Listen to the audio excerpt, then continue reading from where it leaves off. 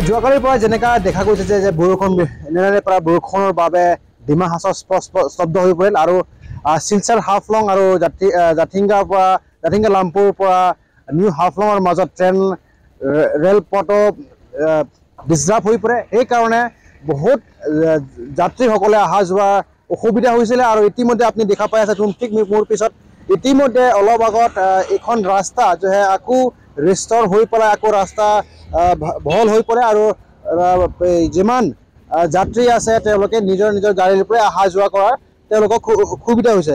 আৰু কিছুমান দেখা গৈছে যে যোৱাকালিৰ পৰা যেনেকৈ শিলচৰৰ পৰা অহা বা আন যাত্ৰী বা তেওঁলোকে বহুত অসুবিধাত হৈ আছিলে। আৰু ইতিমধ্যে মোৰ লগত কিছুমান মানুহ আছে ব্যক্তি আছে তেওঁলোকৰ পৰা জানিব চেষ্টা কৰিম যে কিমান ঘণ্টা ধৰি আপোনালোকে ইয়াত থিয় হৈ আছিল, কেনেকুৱা আছে?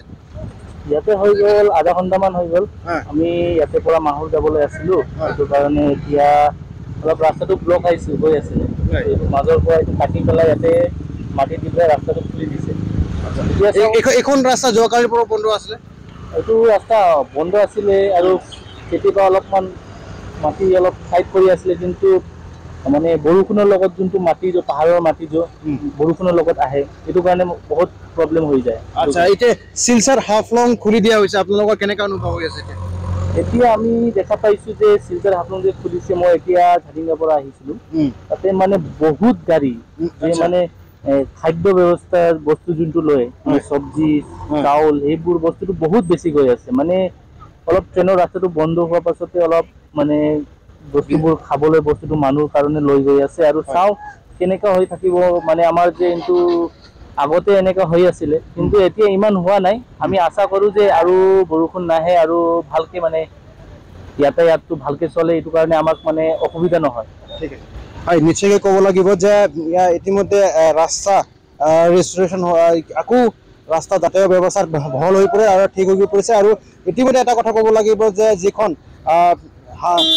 আনফালে হাফলং যিটো হাফলং শিলচৰ ৰোড যিটো এতিয়া টেম্পৰাৰী ৰেষ্টুৰেশ্যন হৈছে বুলি আমি ক'ব পাৰোঁ, কিন্তু তথাপিও ডাঙৰ গাড়ী অহা যোৱাৰ কাৰণে এতিয়াও অসুবিধা হৈ আছে। ডাঙৰ গাড়ী প্ৰশাসনে এতিয়া ৰখাই থোৱা আছে, যাতে যিটো ৰাস্তা যিটো টেম্পৰাৰী ৰেষ্টুৰেশ্যন কৰিছে, টেম্পৰাৰী এনেকৈ আকৌ বনাই দিয়া হৈছে, এইখন আকৌ বেয়া হৈ নাযায় বা আনফালে যদি বৰষুণ আকৌ দিয়ে তেনেহ'লে আকৌ এইখন ৰাস্তা বেয়া হ'বলৈ চান্স বেছি আছে।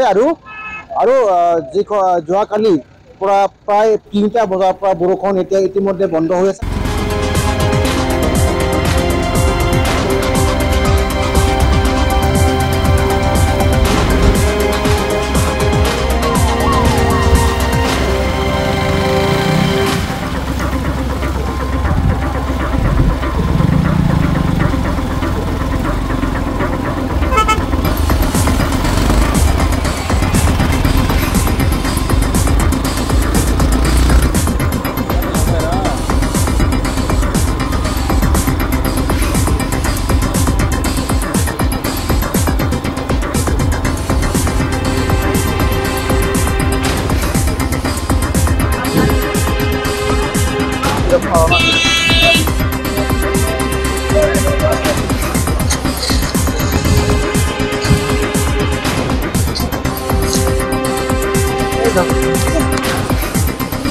Welcome back.